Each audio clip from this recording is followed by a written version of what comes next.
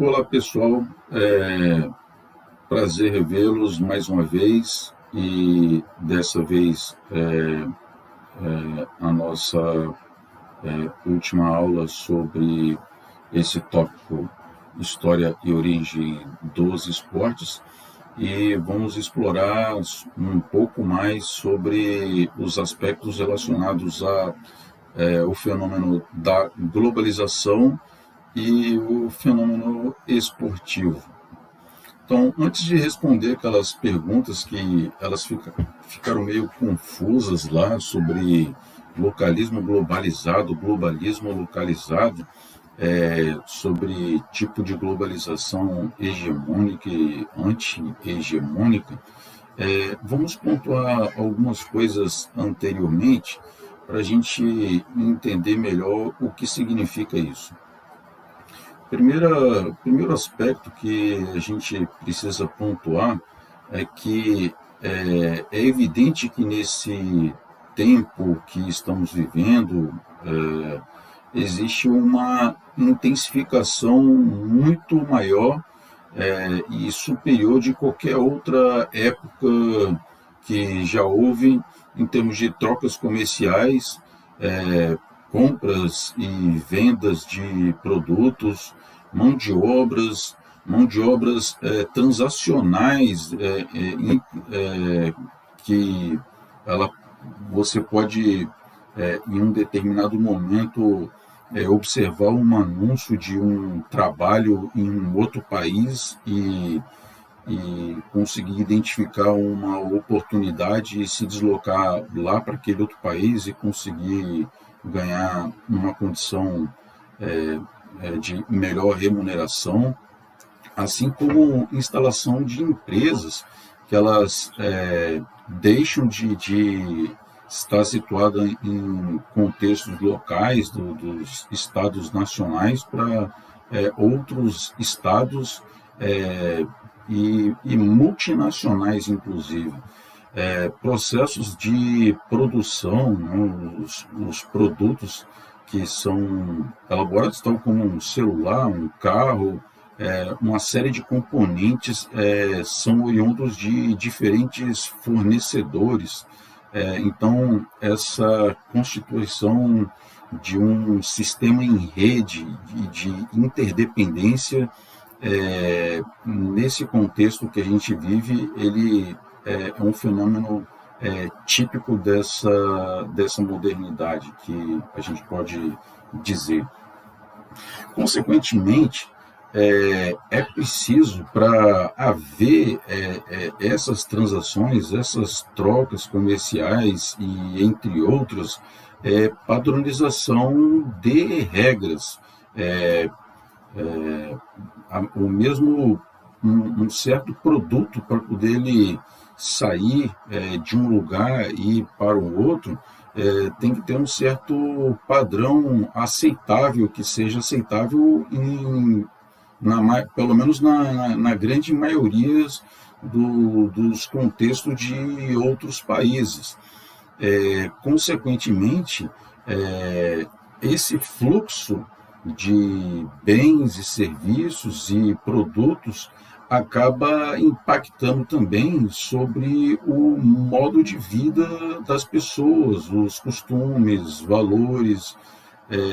Enfim, vamos dar um exemplo sobre o efeito do processo de esportivização do karatê. É originário do Japão, e aí alguém, em alguma medida, resolve praticar alguma luta desse tipo, uma luta oriental. Obviamente que ela vai aprender, vai adquirir os hábitos, os costumes oriundos do Oriente, e num processo de assimilação e adequação com aqueles padrões de vida que ele tem no seu contexto local. Então, a gente não pode dizer que houve uma determinação, uma imposição vertical, uma assimilação completa daqueles valores oriundos daquele local.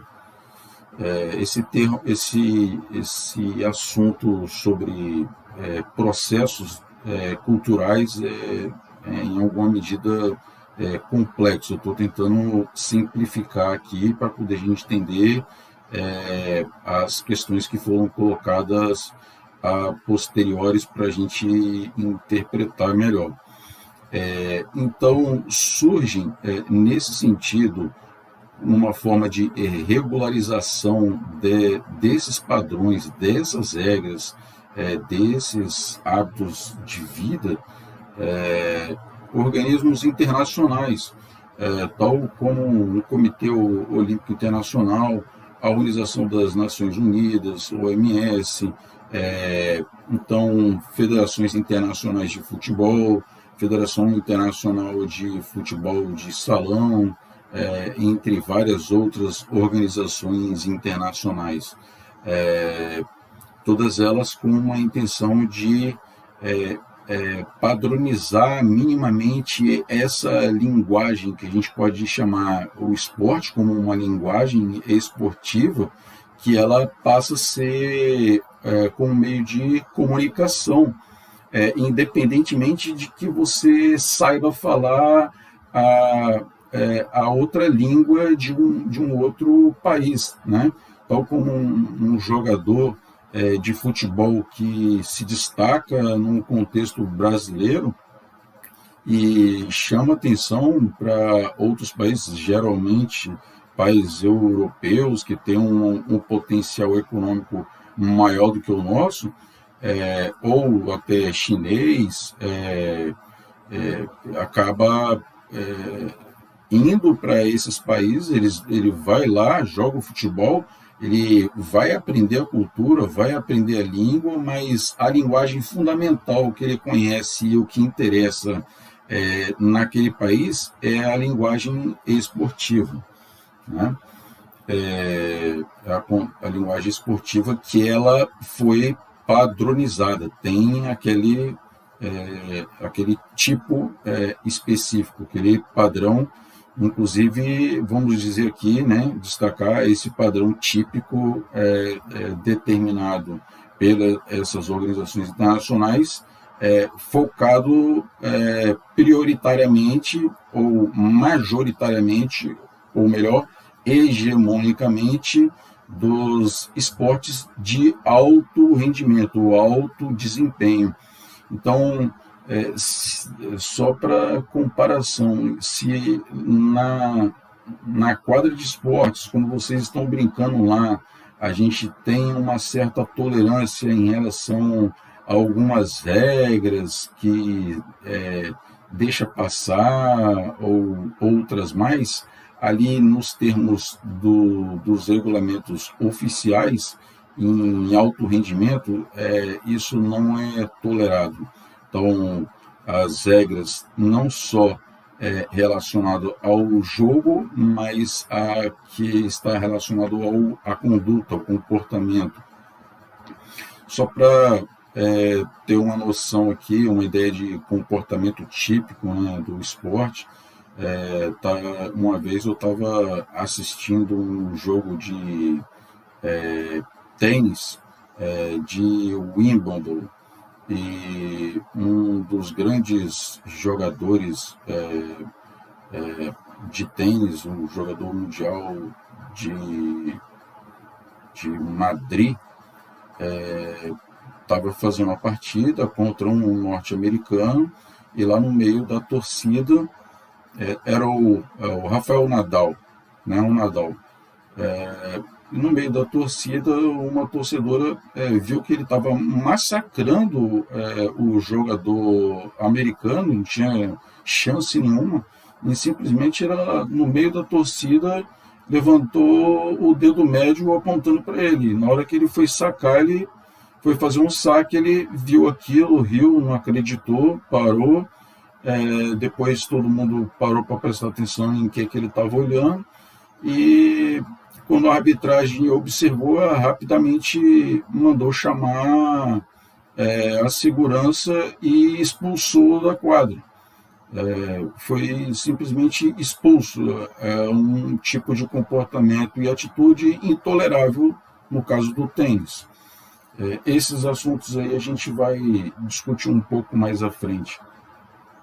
Então, é importante destacar também que esse processo de globalização, tal como disse anteriormente, existe uma determinação hegemônica, né? É um processo hierárquico e acaba sendo desigual. Parece que o fluxo, o fluxo, em sua grande maioria, dos países desenvolvidos em direção aos países subdesenvolvidos, periféricos ou em desenvolvimento. Países altamente industrializados que levam as suas indústrias, os seus meios de produção, alguns até que a instalação dessas indústrias seriam até proibidas, segundo as normas oriundas daquele país, sob o ponto de vista do meio ambiente. Aqui, por exemplo, no Brasil é tolerável, é aceitável, mesmo que venha fazer degradação ambiental, degradação de precarização do trabalho, tudo em troca de um trabalho barato em custa de emprego e, consequentemente, a troca da instalação dessas empresas com isenção fiscal, compra de imóveis a custo de quase zero, ou alguns até doados, né? Para dar um exemplo, para quem conhece no município de Serra, existe uma avenida lá, uma avenida chamada Avenida Civite, uma outra que corre lá para direção lá da rotatória para direção do Parque da Paz. Existe ali uma área industrial, né? Ela foi toda instalada com doação da prefeitura para as empresas se instalarem a troca de fornecimento de emprego para as pessoas. Então, lá, vocês conhecem, devem ter ouvido falar da Biancogres, da Viminas, o Wine, que tem um galpão gigantesco lá, que ela é revendedora de vinho, um sistema online e tudo mais. E com isso, essa situação desigual dentro do próprio sistema, ela acaba, não ajuda com que esses países subdesenvolvidos ou em desenvolvimento tenham as mesmas condições ou capacidade de concorrer com esses outros países. Então, elas acabam sofrendo um processo de desindustrialização. Se está industrializado, perde essa capacidade de desenvolver a indústria nacional por conta de uma concorrência desleal. Então, eles acabam tendo vantagem. Tudo em busca de uma hegemonia e poder político, ou seja, essas grandes potências se organizam, formam-se grandes blocos, países mais fortes conseguem fazer parte de Organização Mundial do Comércio para poder ditar normas, como é que funcionam as normas comerciais, quem sofre sanção, quem não sofre sanção, consequentemente faz isso com interesse de desenvolvimento financeiro, cultural e inclusive ideológico, né? Não vou aprofundar muito aqui sobre as razões pelas quais se aplica a sanção para um ou para outro, mas é bom destacar que existe uma injustiça e uma ingerência nesses aspectos em termos internacionais. Tal como disse Jean-Paul Sartre no século passado, quando isso acontece, é possível que não haja paz nas relações entre as nações. Possivelmente isso se explica a razão pela qual está acontecendo um conflito armado lá na Europa. E parece que se esse problema de ingerência sobre a política econômica de cada país, isso aí vai possivelmente não ter fim. No campo cultural, a gente pode dizer, inclusive relacionar até com o próprio título do livro, o campo de disputa entre a identidade local, no âmbito da diversidade, e o campo identitário global. O que isso quer dizer? Entre você se identificar, vamos lá, no nosso caso esportivo aqui, se identificar como torcedor do Rio Branco, torcedor da Desportiva, torcedor da Estrela do Norte, e as mídias tentarem difundir o esporte local para poder dar valor a esse esporte local e criação de uma identidade local. Em contrapartida, uma disputa, vamos dizer assim, meio que desigual em conta dessa relação hierárquica e hegemônica global, quando você vai assistir um jogo de um campeonato capixaba e vai assistir um campeonato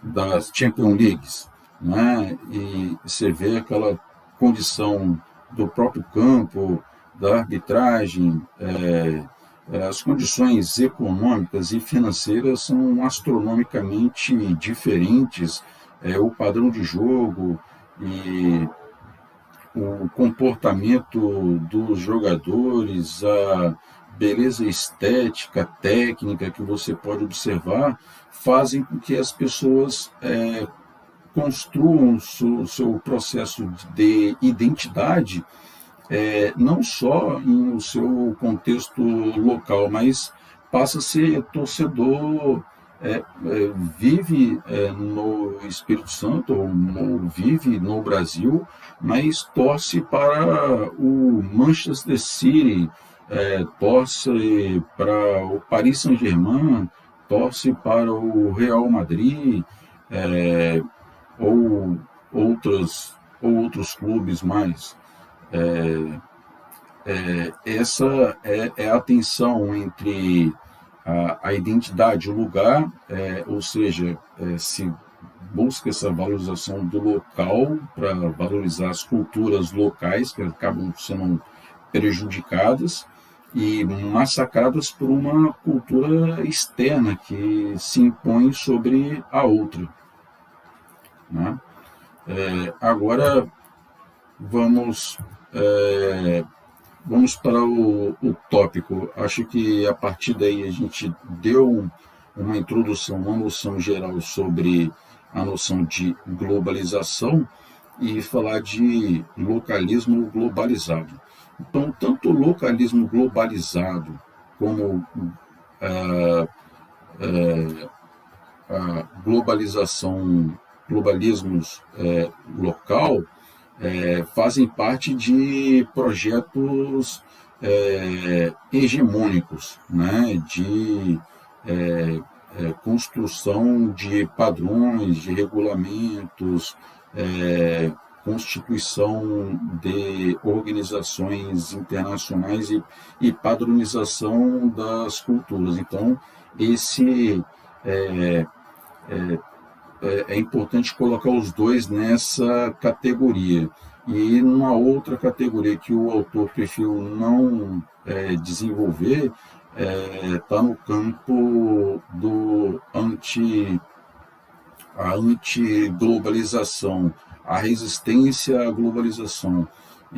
E que, no momento que ele escreveu esse texto, era muito proeminente a ideia da globalização e que parece que ela iria resolver todos os problemas da humanidade, né? A globalização e tudo. E hoje a gente está vendo um movimento anti-globalização cada vez maior e mais intenso. Então, é importante a gente fazer a leitura do texto e olhar para uma conjuntura atual, né, a qual estamos observando.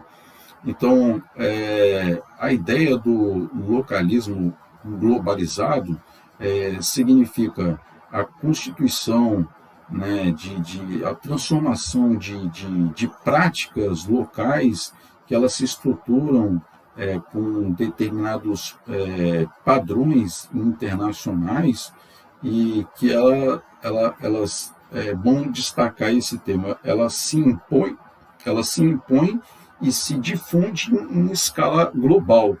Então, o sentido da transformação ocorre do local para o universal. Bom, coloquei esse termo aí de forma negrita aí para poder ficar bem claro a distinção entre um e outro, né? Então, o autor ele cita o caso do futebol inglês, que é um exemplo de saída da estrutura do futebol, a sua forma, assim como o seu conjunto de significados que a gente falou anteriormente, a questão dos valores, a forma de prática. Esse modelo de prática de futebol, de regulamentado, com o controle da violência e tudo mais, foi que se difundiu essa noção de esporte que se constituiu num contexto local inglês, que se difundiu para vários países do mundo, se não para o planeta inteiro. É importante citar aqui que o autor não apresentou, mas existem algumas críticas a essa percepção de esporte, segundo esses autores, como uma percepção etnocêntrica do esporte moderno, ou seja, segundo a própria origem, tal como eles falaram, que vem de uma origem da elite aristocrática burguesa, da Inglaterra, e que a partir dela se construiu um conjunto de valores e com um caráter amador e, consequentemente, vamos dizer assim, passa a ser um esporte, aquele passatempo ele se torna uma prática civilizada, porque não tem, se controlou e se regulou a violência. Então, as outras práticas, em outros contextos, pelo mundo todo, que não se enquadra com essas características, então eram colocadas como não civilizadas. Então é importante apontar essa crítica que o autor não colocou, mas preciso mencionar essa crítica. Então, essa difusão, como eu falei, que não foi só do futebol, mas das formas padronizadas, tal como a estrutura dos estádios, vê que a estrutura circular, a arquitetônica, a arquitetura,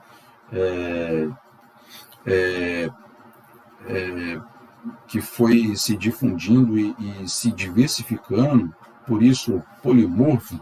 Então, futebol na grama, futebol de salão, futebol em diferentes possibilidades, assim como seus sentidos e significados. No final, vou apresentar um slide mostrando o que seria polissemia, ou seja, Os esportes eles passam a se enraizar em diferentes contextos socioculturais e, e haver um processo de assimilação cultural, de apropriação cultural, oriundo dessa noção de esporte inglês em outros contextos culturais. E essa combinação de sentidos e significados que se atribui ao futebol, né? Ao futebol, a qualquer outra atividade esportiva. Então, enfim, para destacar esse aspecto aqui, é importante entender essa relação do esporte com o processo de globalização, é que essas práticas esportivas ela têm a sua origem em um contexto específico e elas vão se tornar um produto como se fosse um selo internacional, tem um selo internacional, que uma vez ele adquirido esse selo, ele pode sair de suas fronteiras e ultrapassar fronteiras de diferentes países e ser consumido por diferentes públicos em todo o planeta. Então a gente pode, nesse sentido, falar de uma indústria esportiva. Uma indústria esportiva. Deixa eu beber um copo d'água aqui.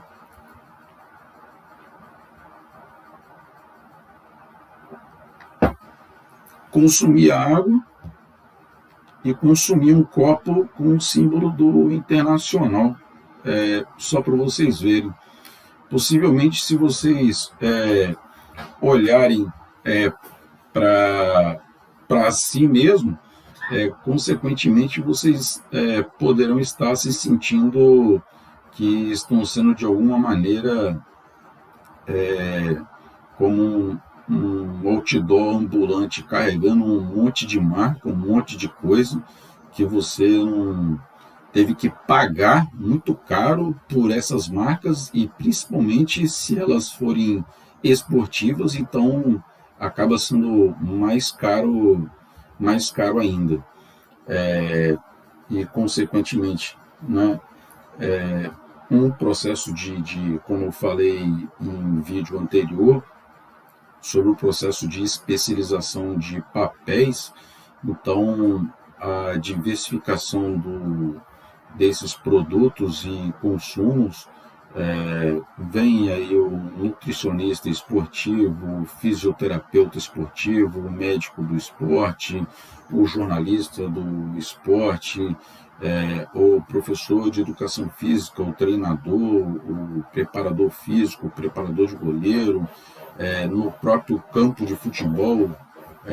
Estou dando mais o exemplo do futebol, mas a gente pode dar exemplo em outras modalidades esportivas. Tem o goleiro, ele tem a sua função específica, o jogador da lateral, ele também tem uma função específica, o treinamento o treinamento da capacidade física dele não é a mesma do que o jogador que é o atacante, ele tem funções específicas e demandas fisiológicas diferentes. E os consumos que a gente pode dizer, até o consumo do torcedor, ele consome o esporte assistindo lá na televisão, acho que está consumindo de maneira gratuita, mas as próprias propagandas que são vinculadas para cada tipo de esporte e, obviamente, esses produtos e consumos têm, muitas vezes, agora com a inteligência super artificial, tem se tornado cada vez mais intensa e, não posso dizer assim, às vezes até agressiva, né? Porque ela consegue mapear e identificar todo o nosso perfil de consumo para o tempo todo. Você ligou o celular, ligou o computador, está aparecendo aquele monte de coisa para você consumir ali constantemente, né?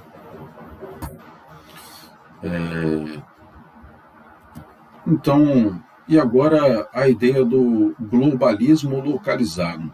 Então, já que a gente disse que o localismo globalizado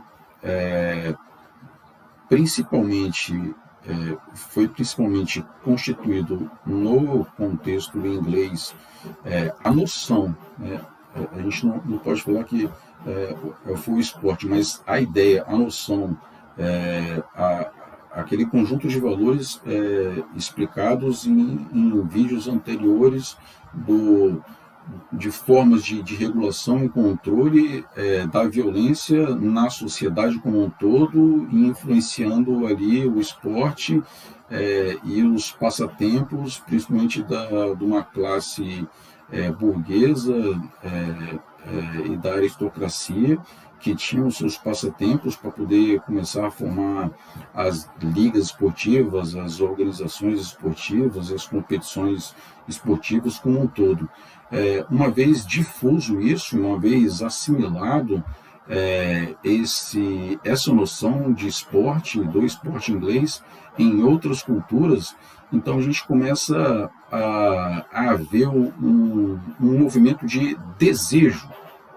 Acho que essa expressão melhor para se dizer, desejo de se tornar esportivo.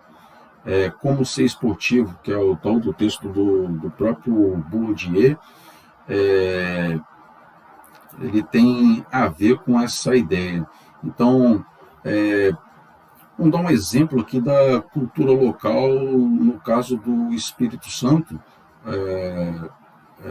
o Congo, né? O Congo é uma dança típica aqui do Espírito Santo, que estava sendo esquecida, estava sendo apagada, e de repente, quando se conecta a ideia da velocidade da informação, que é um princípio dessa globalização, do ritmo, da velocidade, do toque, então passou-se a criar, por exemplo, a banda casaca e outras bandas de rock com Congo, e ela tomou uma forma diferente, passou-se a ressignificar aquelas formas constituídas em seu contexto original.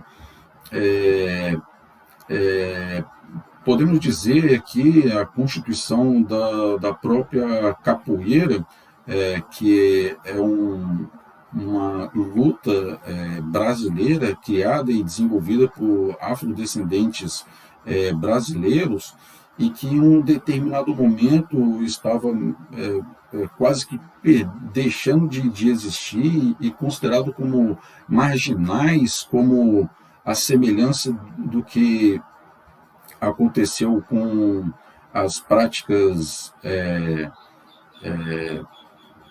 vamos dizer assim, de passatempos antes na Inglaterra, antes de se tornar esporte. A capoeira era considerado como um tipo marginal, estava no Código Penal. Só passou a deixar de ser marginal no período do governo do Getúlio Vargas, em torno da década de 40, e aí passar a ter um caráter educativo, passou a assimilar aspectos típicos do esporte ao qual a gente está se referindo. Então, deixa de ser marginal, assume um caráter educativo, começa-se a padronizar determinadas técnicas e procedimentos de ensinar e de aprender, elaboração de uma didática de ensino, o toque, o ritmo numa velocidade um pouco maior do que as anteriores, para se adequar a esses princípios universais da globalização, e aí passa-se a enquadrar esses padrões universais, tanto em forma e em significado. Então, hoje em dia, a gente pode dizer que, tranquilamente, que a capoeira não é só praticada na Bahia, e nem só no Brasil, mas em diversos lugares do mundo. Então, a gente pode dizer que um holandês jogando capoeira, um francês jogando capoeira, mestres de capoeira saem do Brasil e vão para a Europa para poder ganhar dinheiro com a capoeira. Então, essa difusão e aí esse desejo de se tornar esportivo, então, hoje em dia, a gente tem até, inclusive até no próprio livro, na introdução, ele já começa dizendo assim, sobre conceito de esporte, existe um consenso. O consenso é que não tem consenso sobre o que é esporte, devido a essa difusão e profusão tão grande dessa noção de esporte em todas as práticas corporais. Alguém que está fazendo uma caminhada na praia pode dizer que está praticando um esporte, fazendo uma leve corrida, eu estou praticando um esporte também, e por aí vai. E é importante destacar que a ideia da constituição do Comitê Olímpico Internacional no século XIX, 1896, com Pierre de Coubertin, então começou a criar uma ideia de visibilidade. Então, as modalidades olímpicas, quando está acontecendo os Jogos Olímpicos, passam a ter visibilidade internacional, então, divulgação, possibilidade de acesso a recurso, a recurso financeiro, e com os recursos financeiros começam os problemas de disputa de poderes, na formação dessas organizações. Quem quiser assistir, um filme na Netflix, da corrupção da FIFA, no caso, tanto em sentido positivo quanto negativo que a gente está falando aqui.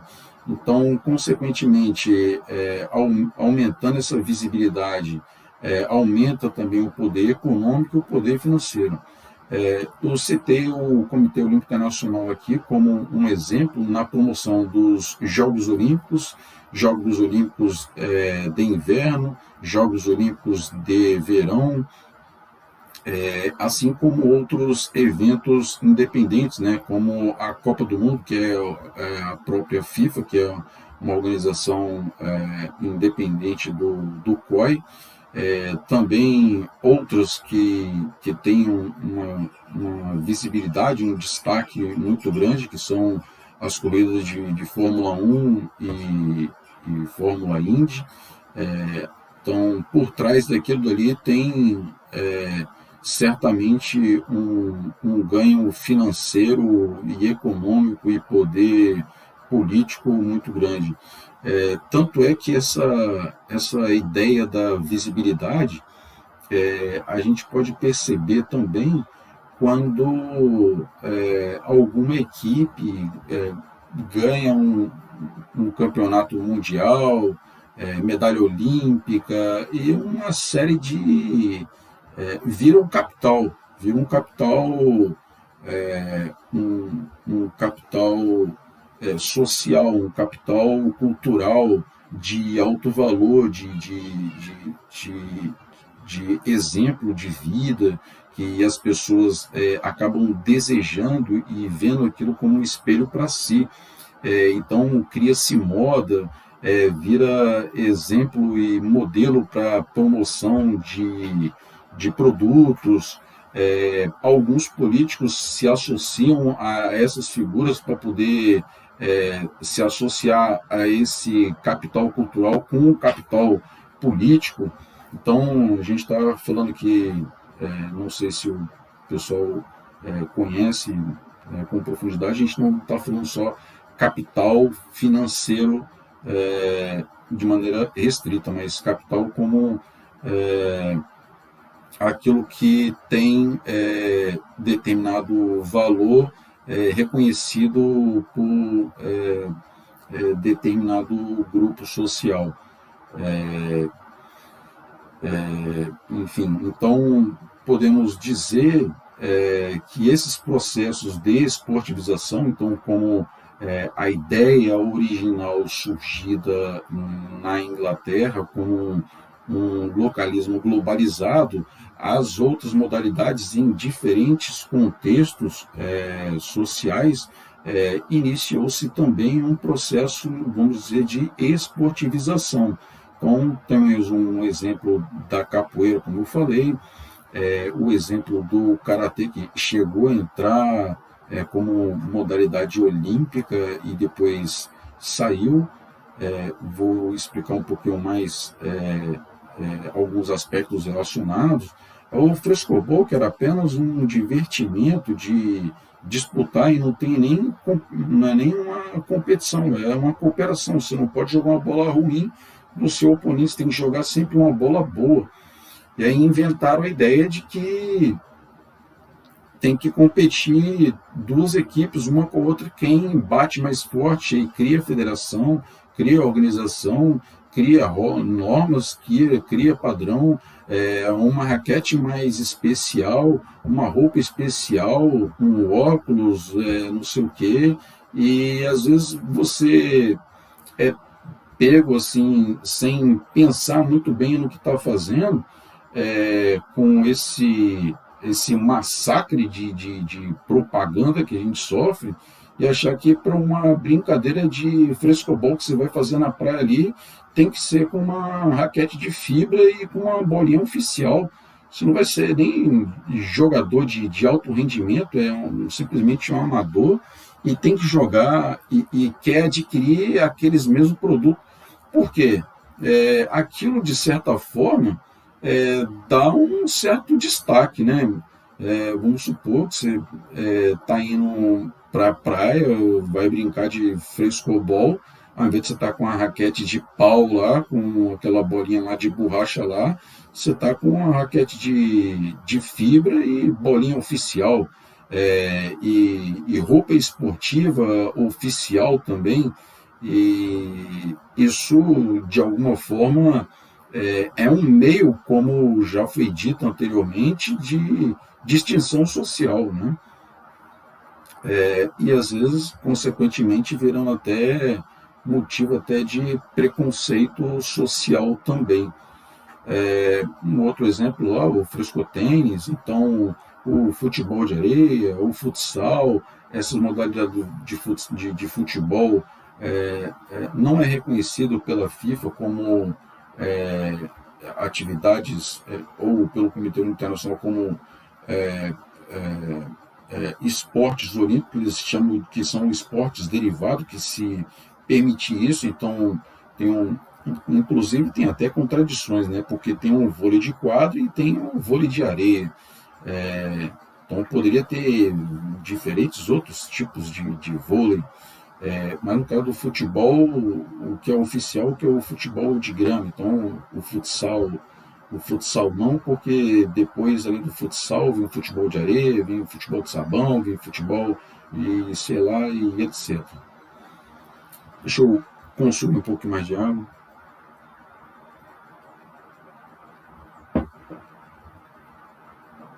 Acabei consumindo de novo a marca do Internacional. E por fim, pessoal, é importante falar sobre essa tensão entre o global e o local, que, a meu ver, o autor ele escapuliu pelos motivos óbvios, né, do próprio trabalho dele, que ele quis se dedicar, mas no contexto atual é importante a gente dizer de uma situação que a gente está vivendo no momento, que antes a globalização era a resposta para qualquer problema que se surgia. Agora, com esses problemas de tensões entre blocos distintos e outros contextos geopolíticos, a existência dos protecionismos, né?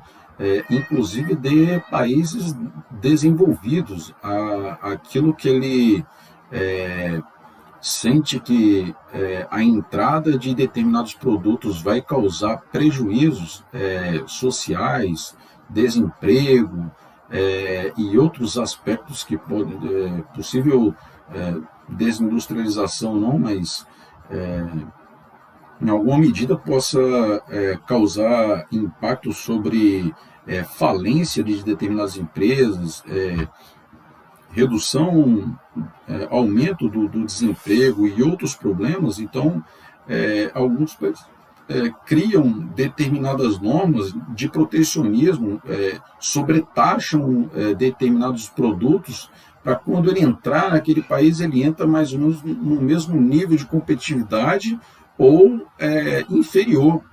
O produto nacional passa a ter um valor maior, mesmo que em custos internacionais o produto dele é inferior, às vezes em qualidade e em preço, mas com essas sobretaxas, esses meios de busca de proteção dos interesses nacionais e até de blocos econômicos, começa a surgir esse movimento de resistência à globalização, ou a tal da antiglobalização.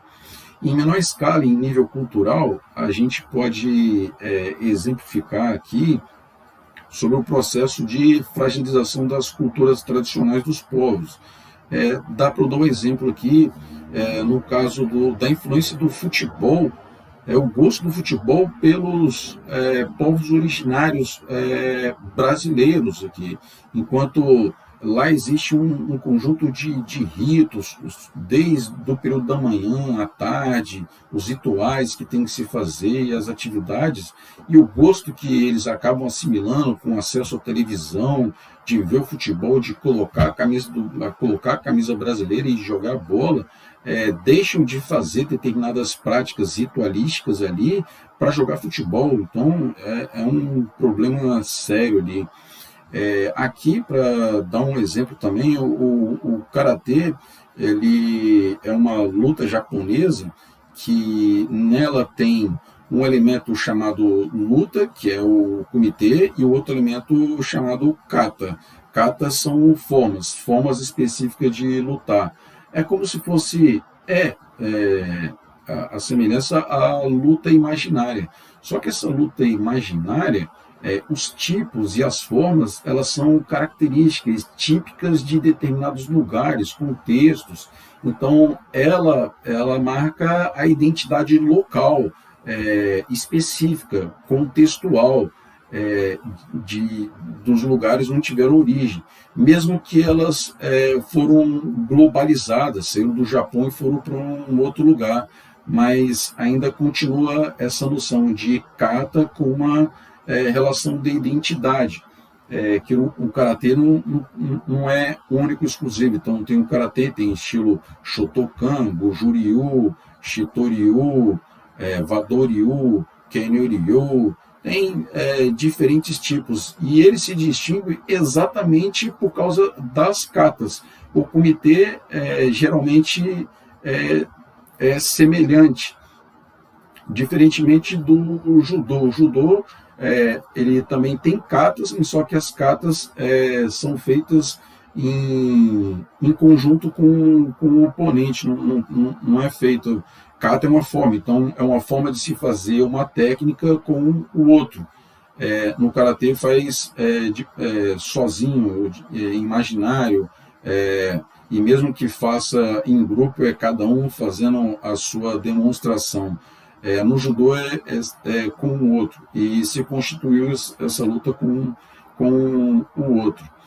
E no caso do judô, para se tornar olímpico, ele precisava se adequar a determinados padrões comerciais, padrões de visualização, que antes os dois lutavam de faixa preta e de kimono branco, e a diferença é que um usava uma faixa branca, outra faixa vermelha.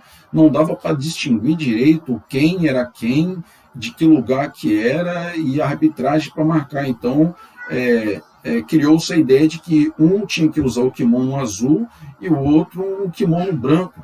Então, aí é um ponto que a gente demonstra sobre essa tendência de globalização e fragilização dos valores culturais, que o branco ele tem um forte símbolo e significado da cultura japonesa, com aquela ideia de estar sempre limpo e de pureza e tudo mais. E ao mesmo tempo, para se tornar esporte, ele tem que abrir mão disso, aceitar colocar um kimono azul para ser um esporte olímpico.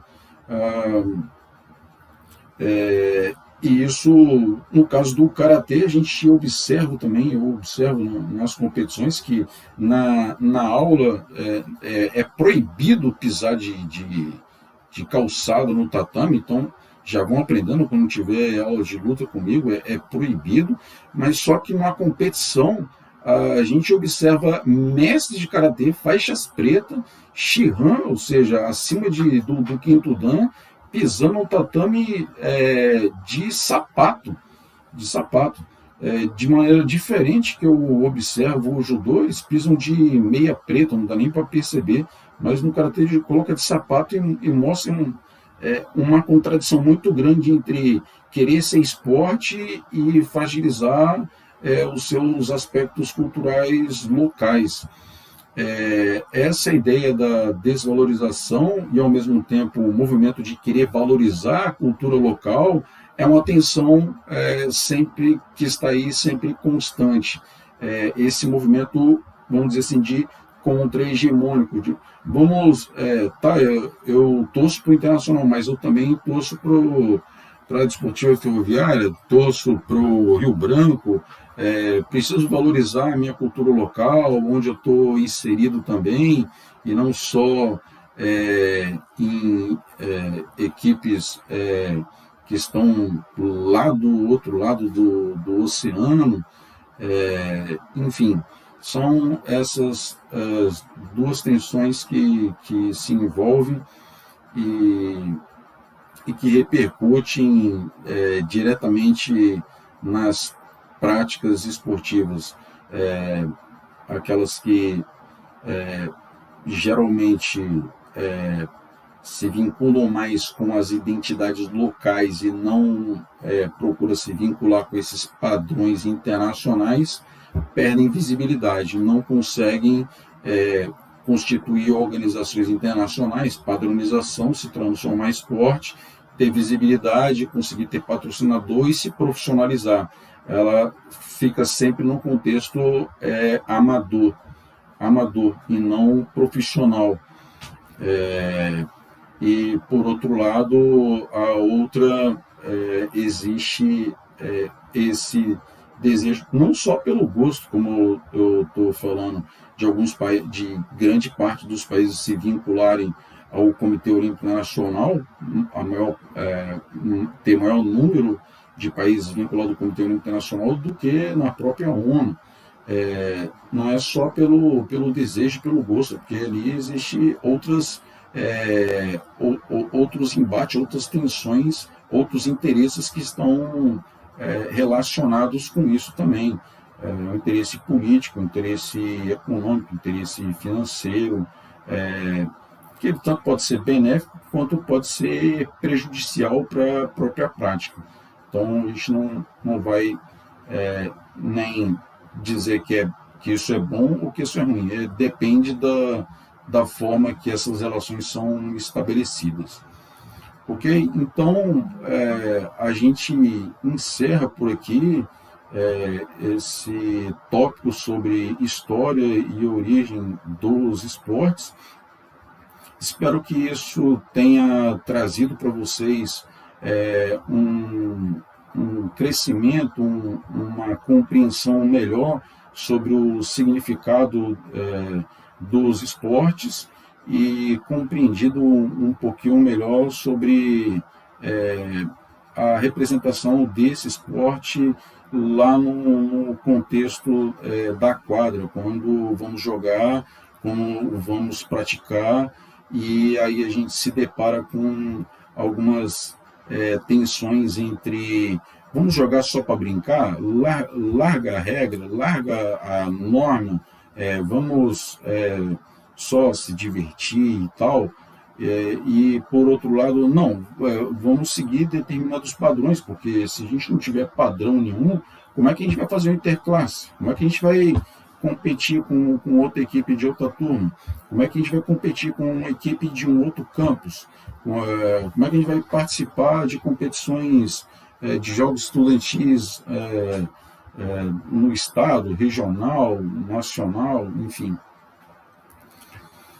E agora, só para exemplificar essa ideia do esporte moderno, sobre o seu sentido polissêmico, polimorfo, eu falei sobre diferentes formas de expressão do esporte.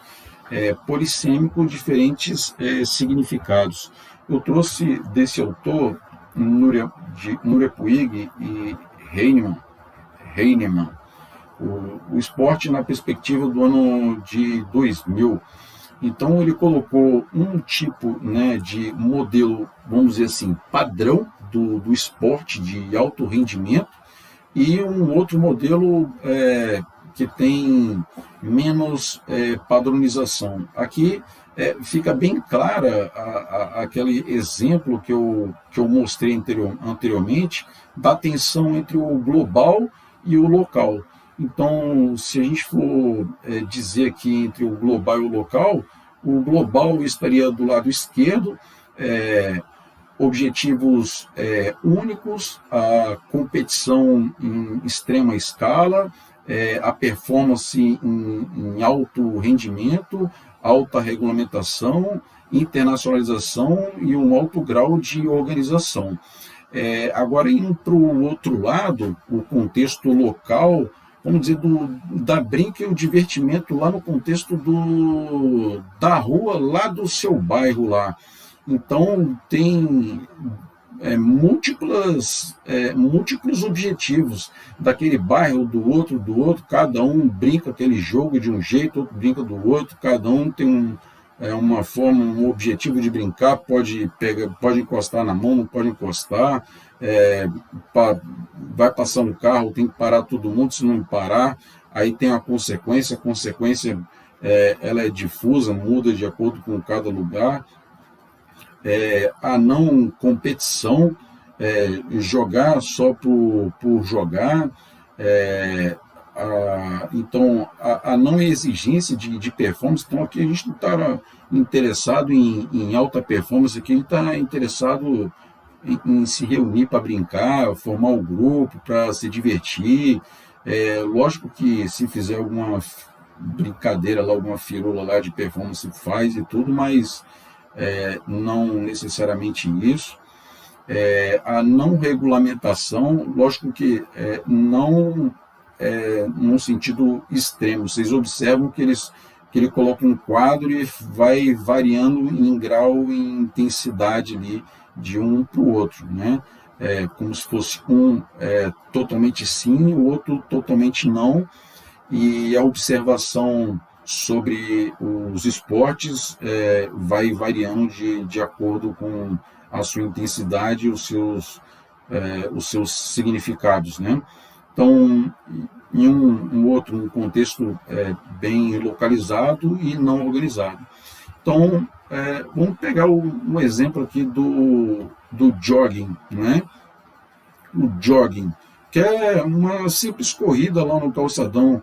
Então, ele diz que o jogging ele teria um objetivo simples ali de corrida, o seu aspecto não competitivo estaria menos intenso, talvez eu puxaria essa linha um pouco mais para lá, a não ser que você fizer um jogging, uma corrida junto com outro colega.